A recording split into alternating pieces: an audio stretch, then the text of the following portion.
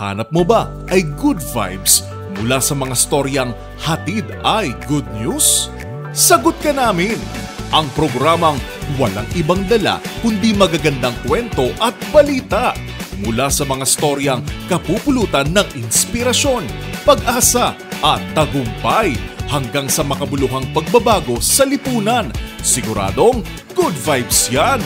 Dito lang sa programang magbibigay ng mga balitang mas maganda pa sa good news, ang The Better News. Mapapanood mula Lunes hanggang Biyernes, 1 p.m. sa DZRH TV. Panibagong araw na naman para sa mga balitang hatid ay good vibes. Kung malungkot ka, sagot na namin ang mga balitang tiyak na magpapa-feel better sa iyo. Dito, bawal muna ang nega dahil live naming ihahatid ang positive news sa DZRH TV Facebook, YouTube at DZRH News website. Ako si Rovic Manuel, ang tagapaghatid ng mga balitang mas maganda pa sa good news. Ito ang The Better News. Sama-sama tayo, Pilipino.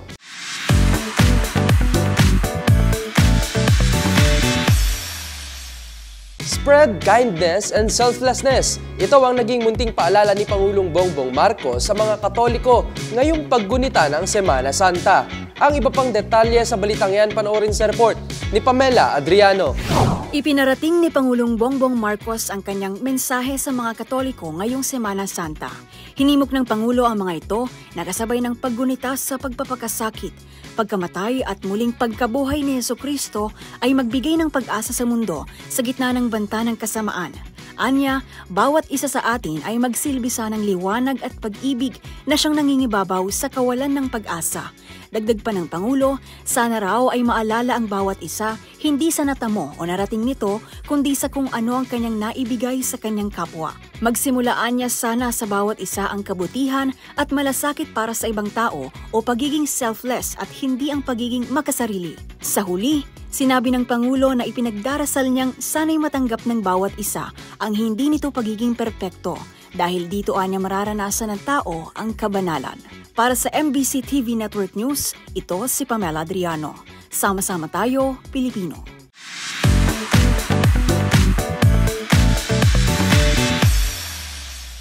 Pinangunahan ng ceremonial activity sa Campo Aguinaldo ang sabayang earthquake drill sa buong Pilipinas. Focus ng earthquake drill na ito ngayong unang quarter ng taon ang pagsubok sa komunikasyon at koordinasyon kung sakaling umuga ang West Valley Fault at maganap ang kinatatakutang The Big One. Ang iba pang detalye alamin sa report ni Edniel Parosa. Ganap na alas 9 ng umaga, isinagawa ang pressing of the button sa headquarters ng Office of Civil Defense sa Campo Aguinaldo. Hudyat ng sabayang earthquake drill sa iba't ibang government offices sa buong kapuluan na sabayang nag-duck, cover, hold at evacuate. Ang mga tauhan ng OCD at mga opisyal ng iba't ibang ahensya gaya ng Armed Forces of the Philippines, MMDA at DSWD ngayong unang simultaneous nationwide earthquake drill ng taon. Bumaba mga empleyado ng OCD sa gusali nito at nagtungo sa grandstand ng AFP headquarters tangan ng kanilang mga emergency kit. Tampok sa first quarter drill ang pagsubok sa koordinasyon at communication exercises na pamalaan sakaling ubuga ang West Valley Fault at magdulot ng The Big One o magnitude 7.2 na lindol. Sa kanyang mensahe, binigyang diin ni Defense Secretary Gilbert Chodoro ang kautusan ni Pangulong Bongbong Marcos na pahusayin ang bawat isinasagawang quarterly earthquake drill. Inatasan umano ng Presidente ang NDRRMC na magsagawa ng pagsusuri sa iba't ibang klase ng senaryo para malaman kung sapat o may pagkukulang ang kanilang sistema sakaling tumama ang malakas na lindol. Una nang sinabi ni OCD Administrator Ariel Nepomuceno, higit 50,000 ang pinangangambahang buhay na mawala o maapektuhan sakaling baliwalain ang preparasyon sa The Big One. Para sa MBC TV Network News, ito si Edniel Parosa. Sama-sama tayo, Pilipino.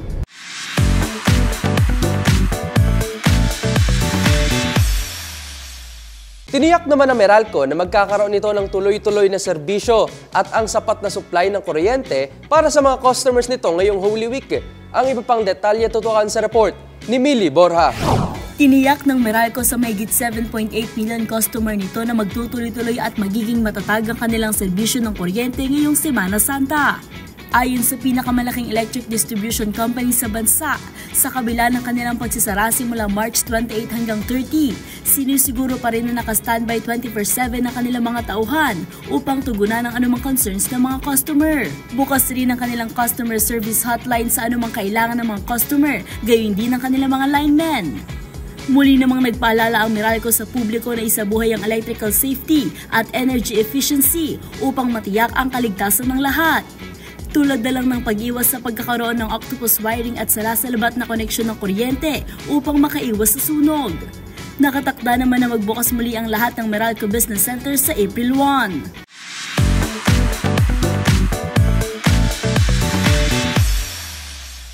Para magbantay seguridad at magpanatili ng kaligtasan ng publiko ngayong Semana Santa, nagtalaga ng halos 300 pangkaragdagang PNP personnel sa Eastern Visayas. Ang mga detalye tutukan sa report ni Jimmy Angay-Angay.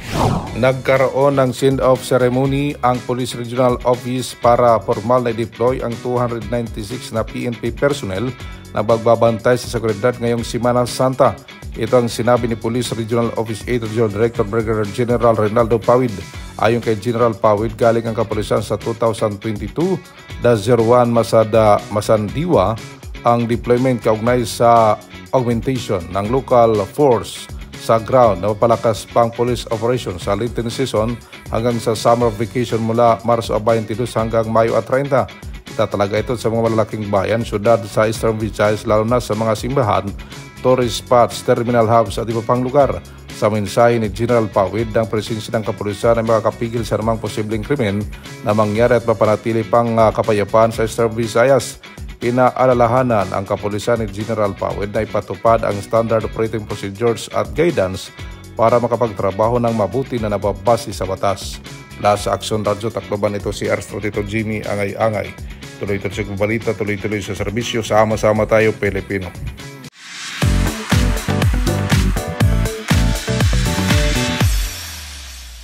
Ipinamamadali na ni House Speaker Martin Romualdez ang pagbuo ng mga karagdagang OFW Lounge sa NAIA Terminal 2 at 3 matapos ang pagbubukas rin ng sa NAIA Terminal 1. Ito raw ay upang magbigay pa ng maganda at komportableng lugar na pananatilihan ng mga OFW bago tumungo sa kanilang mga trabaho.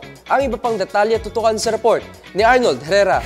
Matapos mabuksan ng OFW Lounge sa Ninoy Aquino International Airport Terminal 1 noong nakaraang buwan, pinamamadali na rin ni House Speaker Martin Romualdez ang pagbubukas ng karagdagang mga OFW Lounge sa NAIA Terminal 2 at 3. Ito ang kinumpirma ni Overseas Workers Welfare Administrator Arnel Ignacio dahil sa naging successful umano ang OFW Lounge sa Terminal 1 at laging puno kung kaya gusto ni Romualdez na magbukas na rin ang sa NAIA 2 at 3. Ayon kay Ignacio, pondo ng Office of the Speaker ang ginamit sa unang lounge at nangako ang kongresista na siya na rin ang bahala sa iba pang lounge. Dagdag pa ng OWA Chief, hindi lang anya sa NAIA Terminals magtatayo ng lounge dahil gusto ni Romualdez na lagyan din ng iba pang airport tulad sa Cebu at Davao na siya ring direktiba ni Pangulong Bongbong Marcos Jr. Layon din daw nito na maging komportable para sa mga biyahero lalo na sa mga OFW ang lounge bago lumipad patungo sa kanilang mga trabaho.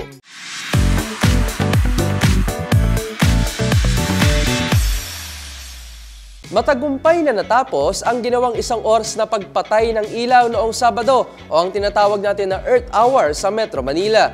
Ito raw ay paraan upang makatulong sa pagresolba ng climate change sa mundo. Tutukan ang iba pang detalye sa report na ito.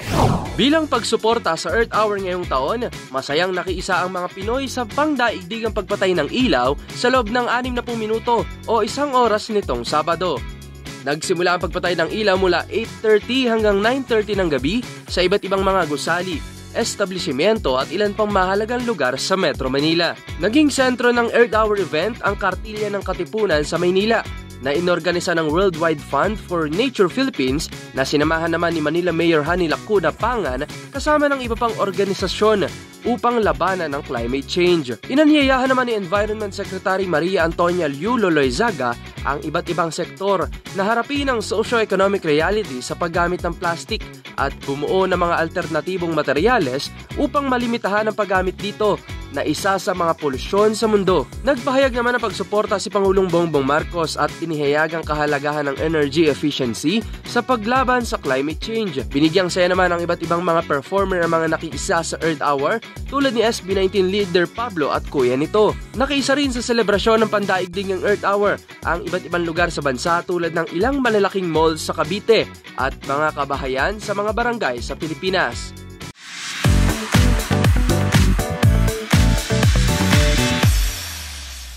Sa ibang balita, nakatanggap naman ng mga modern equipments ang mga magsasaka sa Tacloban mula sa Department of Agriculture. Inaasahang mapapalago nito ang hanap buhay ng mga magsasaka mula sa mga ibinigay na suporta. Tutukan ng iba pang detalye sa report ni Jimmy Angay-Angay.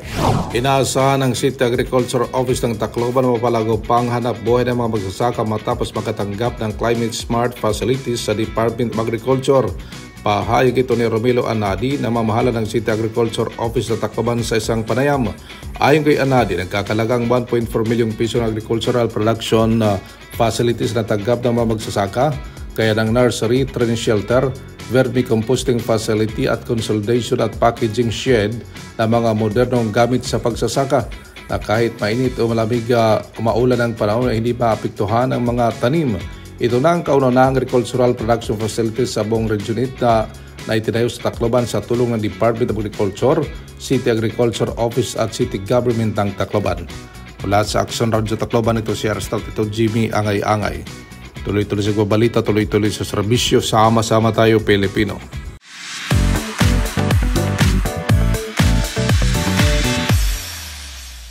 Ipinamahagi sa lalawigan ng Agusan del Norte ang 300 milyong pisong ayuda mula sa bagong Pilipinas Serbisyo Fair ni Pangulong Bongbong Marcos.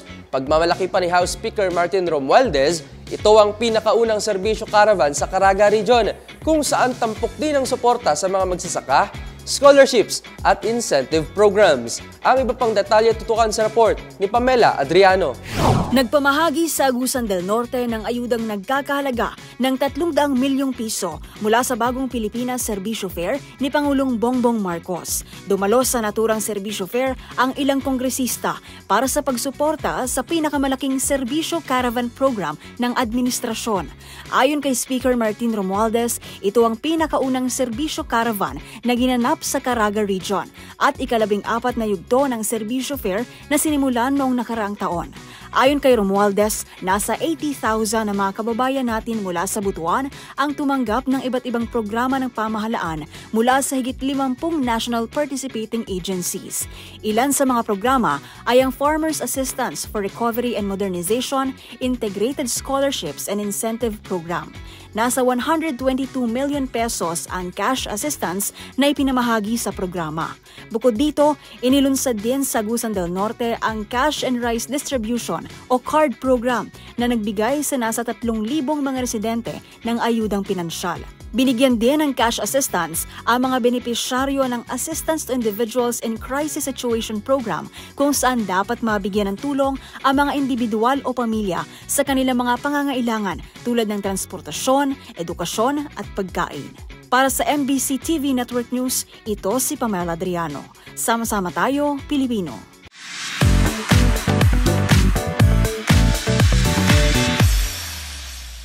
At the better news naman tayo sa usapang showbiz.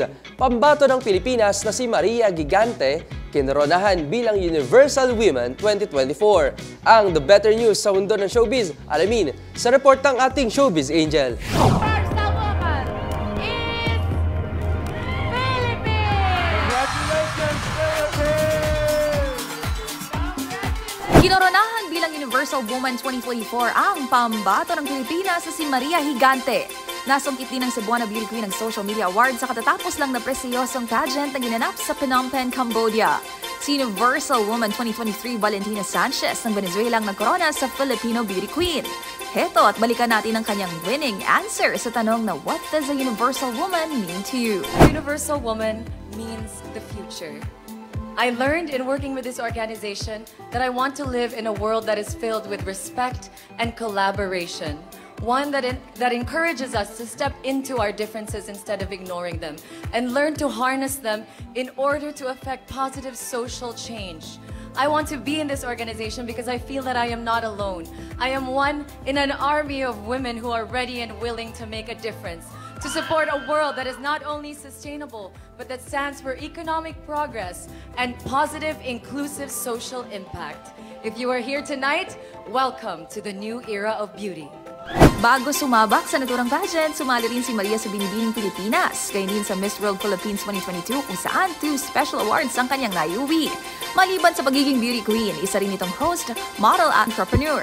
Sa latest post naman ng newly crowned beauty queen, nagpaabot ito ng pasalamat sa lahat ng mga naging bahagi ng kanyang itinuturing na once-in-a-lifetime universal woman journey. Samantala, pambato ng Venezuela ang itinanghal na first runner-up na sinundan ni Miss France. Third runner-up si Brianna May ng Cambodia at pang-apat si Miss Dominican Republic Tavera Pena Chaveli. At yan ang The Better News. Ito po ang inyong showbiz angel Angelica Cosme. Sama-sama tayo, Pilipino.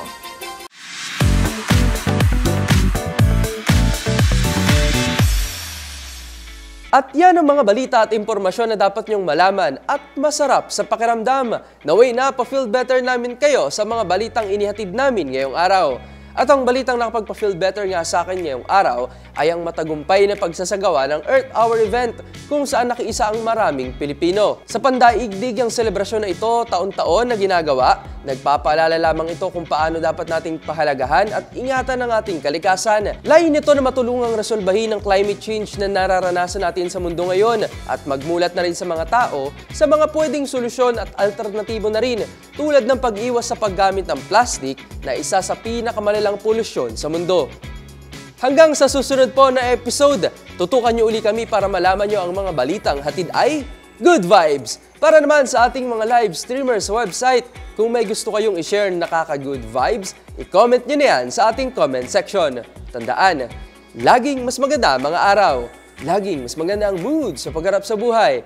Kung alam mo ang The Better News. Para sa DZRH TV, ito si Rovic Manuel.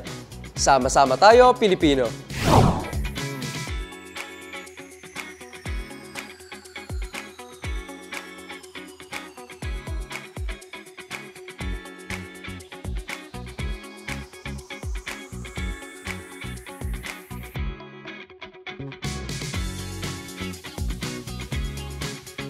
Hanap mo ba ay good vibes mula sa mga storyang hatid ay good news? Sagot ka namin! Ang programang walang ibang dala kundi magagandang kwento at balita mula sa mga storyang kapupulutan ng inspirasyon, pag-asa at tagumpay hanggang sa makabuluhang pagbabago sa lipunan. Siguradong good vibes yan!